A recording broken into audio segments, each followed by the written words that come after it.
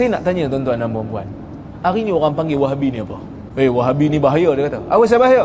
Sebab dia kata sikit-sikit bid'ah.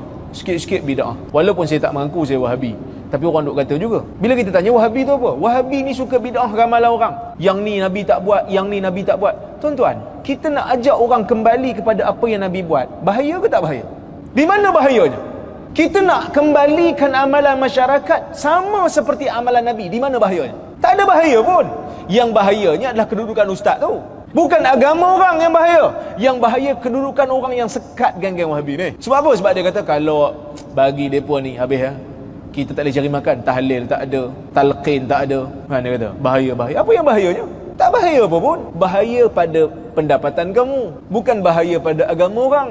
Ini bukan tuduhan yang baru. Pokoknya Syekh Al-Hadi dituduh Wahabi zaman tu. Memang Hamka dituduh Wahabi. Dan inilah kata Hamka bila habis perkakas hujah, digunakan perkakas fitnah, kata Hamka. Cuma Hamka dia jawab, dia defend Wahabi tu. Salah ke hujah dia? Hujah dia betul tapi dia Wahabi.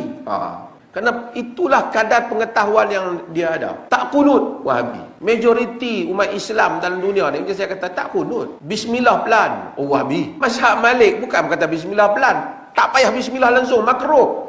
Mazhab Hanbali, bismillah pelan. Hanafi, bismillah pelan. Syafi'i, bismillah kuat. Dia kira hak mana dia tak pernah tengok, Wahabi. Tuhan ada atas arash, jadi dia jadi Wahabi. Yang ada sebagai ustaz-ustaz ni, dia tak Ar-Rahmanu ala arash istawa, istiwa di atas arash, dia tak bagikan satu tafsiran dengan bagaimana layak dengan kebesaran Tuhan. Sekarang ni bila orang sebut soal Wahabi di kalangan masyarakat kita umum, melihat pertama, tak baca qunut. Kedua, bismillahnya perlahan. Ketiga, tiada bacaan Yasin malam Jumaat. Keempat, tiada talqin di kuburan. Kelima, tiada majlis tahlil. Keenam, tiada sambutan Maulidur Rasul. Dan beberapa hal. Ada pula pihak ni, jadi Wahabi ni semua ISIS. ISIS adalah terorisme. Mereka ini pemikiran dia habis. Dia kata pasal ISIS tu duk baca buku-buku tulisan Ibnu Taimiyah, tulisan Muhammad bin Abdul Wahab tu, Abu Bakar Al-Baghdadi. Dia baca Quran ni, katakan Quran tu salah. Quran tak salah. Yang salah tu dia. Dia baca buku Ibnu Taimiyah, dia baca buku Muhammad bin Wahab, dia baca buku ulama-ulama mazhab Syafi'i. Tapi semua ni tak salah. Yang salah dia pasal dia dah baca dalam keadaan yang salah. Salah pemahaman dia, salah penjelasan dia. Tapi jangan kita sampai satu ketika sampai nak mempertahankan pendirian kita dengan menyesatkan orang lain. Tak boleh. Islam tak mengajar sedemikian rupa. Sebab tu seruan yang terbaik pada hari ini adalah seruan berbalik kepada Quran dan Sunnah. Berasaskan apa? Bukan literal, bukan buka Quran, buka hadis. Lagu ni kita beramai, jom. Tak. Quran dan Sunnah kita nak kena faham. Siapa yang paling faham tentang Quran dan Sunnah? Nombor satu, sahabat Nabi. Ustaz nak ikut sahabat Nabi macam mana? Tengok ulama-ulama yang ajak kita ikut sahabat Nabi. Antaranya ulama 4 mazhab yang popular. Imam Abu Hanifah, Imam Malik bin Anas, Imam Syafi'i, Imam Ahmad bin Hanbal. Mana boleh kita ketepikan ulama? Benda yang kita tak pernah tengok, benda yang kita tak pernah dengar, tu Wahabi. Tu sesat. Tu tak boleh lagu tu. Dia ni Wahabi. Tuan-tuan, Wahabi dalam negara ni siapa? Wahabi dalam negara ni orang yang baca hadis sahih, Wahabi. Orang yang bantah hadis palsu, Wahabi. Saya kena. Sampai saya kata sebenarnya Wahabi ni nampak macam bagus. Sebab dia promosi hadis yang sahih kat orang. Promosi ibadat Nabi kat orang. Lantaklah Wahabi pun Wahabi lah. Yang penting kita buat apa yang Nabi tunjuk. Saddidu. Jadikan amalan kamu amalan yang tepat dengan kehendak Nabi.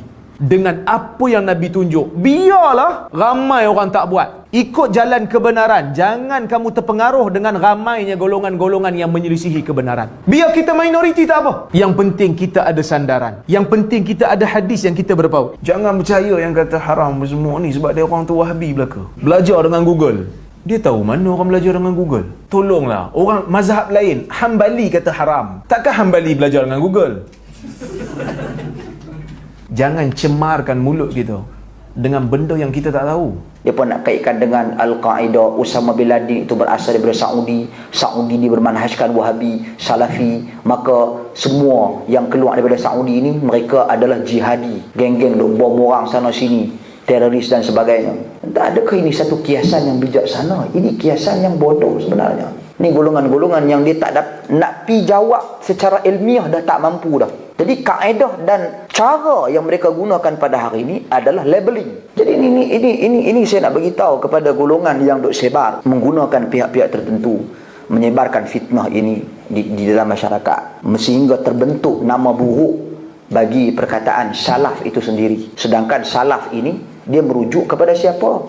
Merujuk kepada 3 generasi mulia terawal. Dia mengajak orang ikut Al-Quran dan Sunnah, ikut Nabi. Sebab ada pihak-pihak, saya tengok akhir-akhir ini makin bersilap mereka, takut sungguh dengan cara berfikir Salafi yang menyeru manusia kepada Al-Quran dan Sunnah. Sedangkan Salafi itu merupakan jalan yang paling selamat, yang mana diridai Allah Subhanahu wa taala, diridai Rasulnya sallallahu alaihi wasallam, yang diikuti jalannya oleh sekalian para ulama-ulama yang cintakan Al-Quran dan juga As-Sunnah.